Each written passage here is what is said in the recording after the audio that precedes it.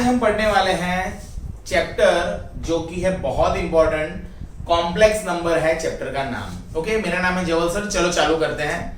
सब बच्चों welcome in the lecture of complex number. सबसे पहले हम ये समझेंगे कॉम्प्लेक्स नंबर होता क्या है, कॉम्प्लेक्स नंबर क्यों हमको पढ़ा रहे हैं ये लोग। तो देखो, सबसे पहले बात सुनो। सपोज आपके पास कभी ऐसा आ जाए x² + 4 = 0। अब मुझे क्या करना है, मुझे इसको सॉल्व करना है। सपोज मुझे इसका सॉल्यूशन फाइंड करना है बच्चों। अब सॉल्यूशन फाइंड करना है तो यहां पे देखो, सबसे पहले आप खुद से एक क्वेश्चन करो कि देखो ये x² है, square always see any square is always greater than equal to 0। Square always 0 या 0 से बड़ा होता है।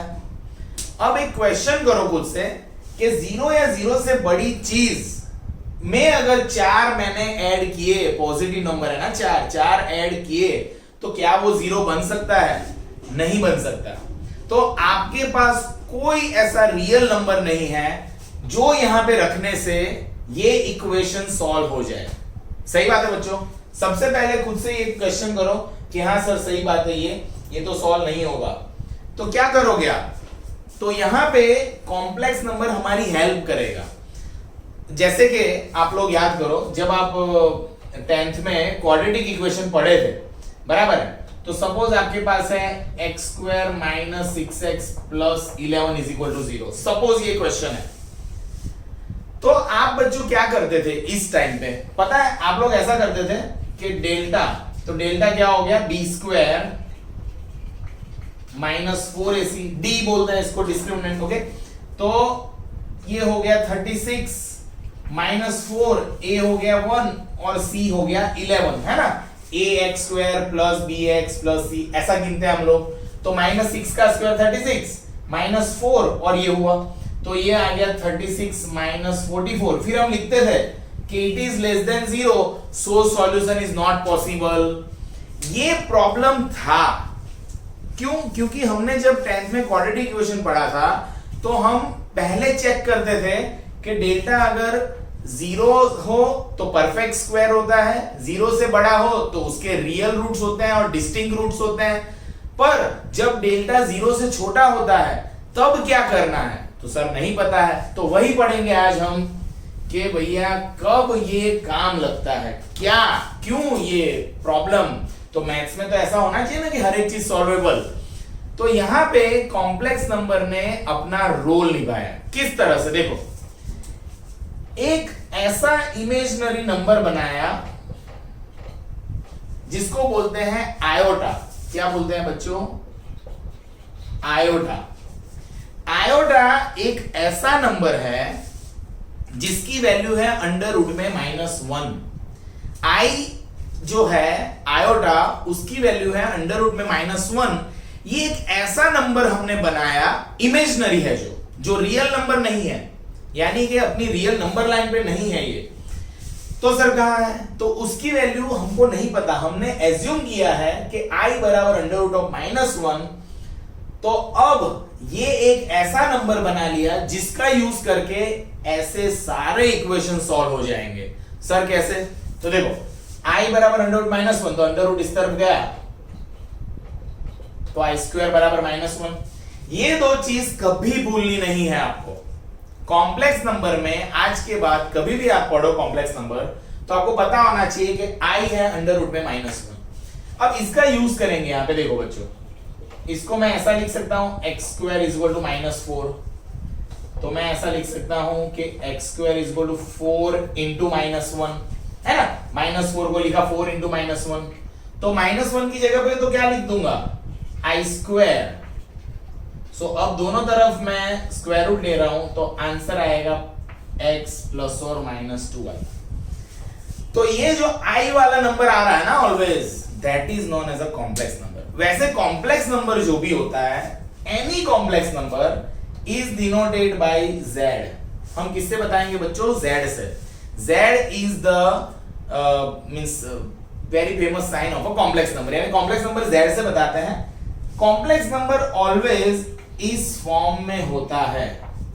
कौन से फॉर्म में होता है बच्चों? इस फॉर्म में होता है। Complex number always x plus और माइनस आई बाई फॉर्म में होता है बच्चों। ओके, वेर आप बोलोगे सर ये तो ऐसा नहीं है, ये ऐसा ही है। देखो यहां पे 0 प्लस और माइनस 2i लिख सकता हूं ना मैं, तो इसका मतलब क्या हुआ पता है? What is the meaning of this? ये जो x है वो होता है रियल पार्ट और ये जो होता है वो होता है इमेजिनरी पार्ट। क्या होता है? Imaginary part. Now the real part and imaginary part इकट्ठा होके बनाता है क्या?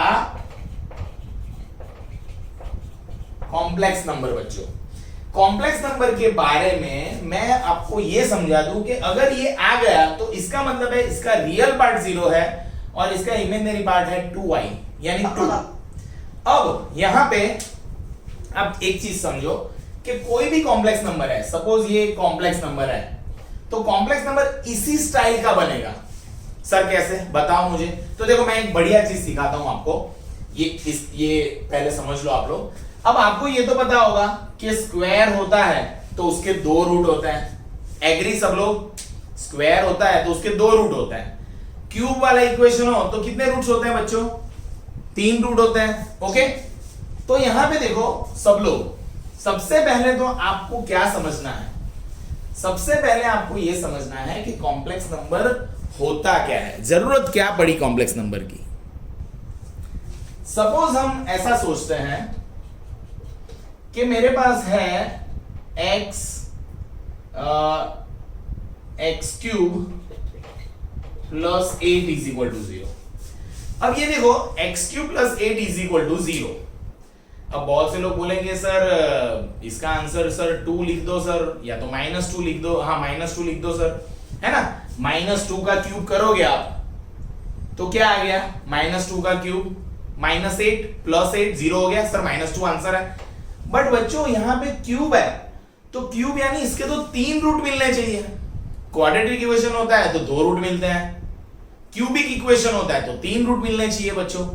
तो सर कैसे फाइंड करेंगे? तो यहां पे देखो बच्चों क्या कर सकते हो आप। यहां पे आप a cube plus b cube का रूल लगाओगे बच्चों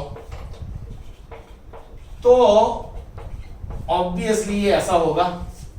एग्री सब लोग? ये कौन सा रूल लगाया बच्चों?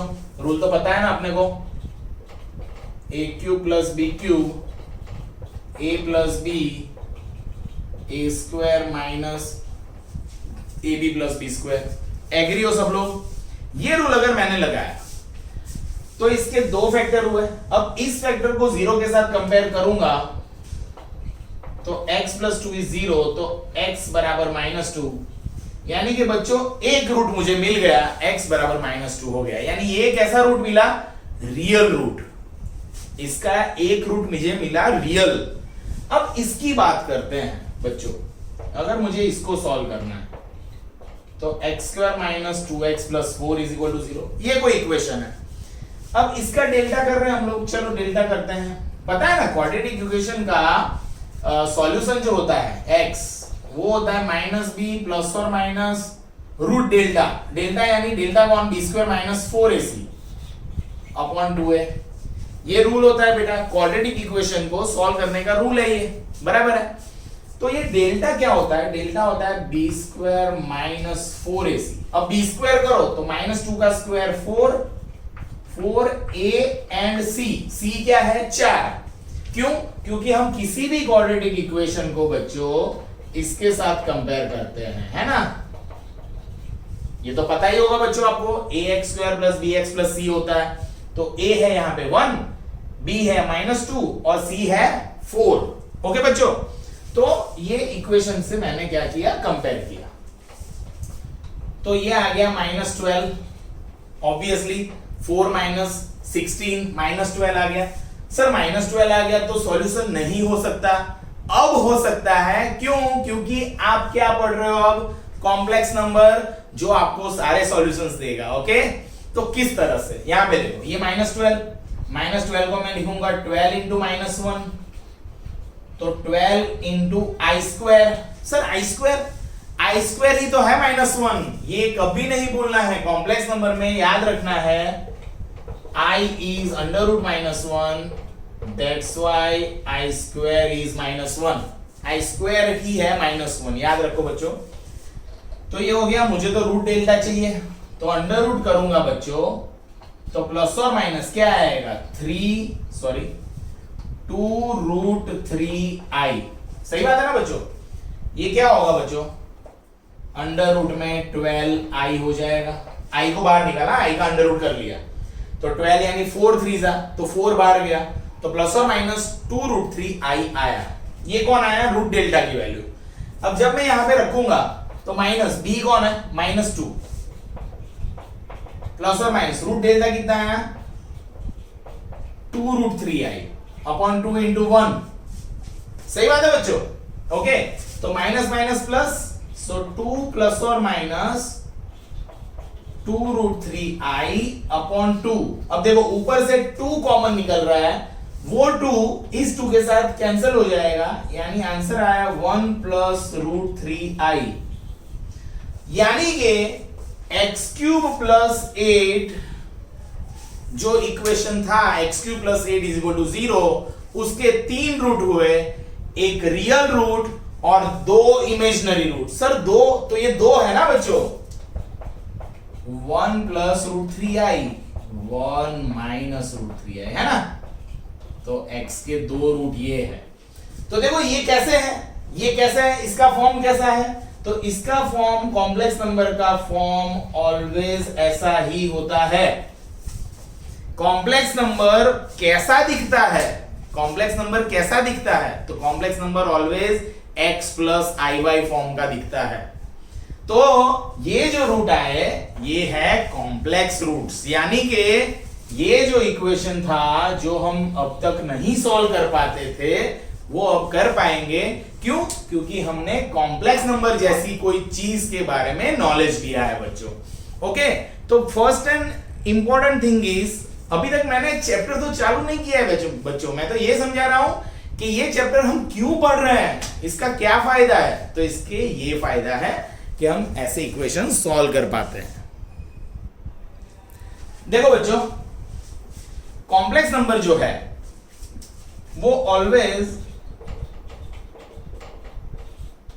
ऐसे फॉर्म में होता है।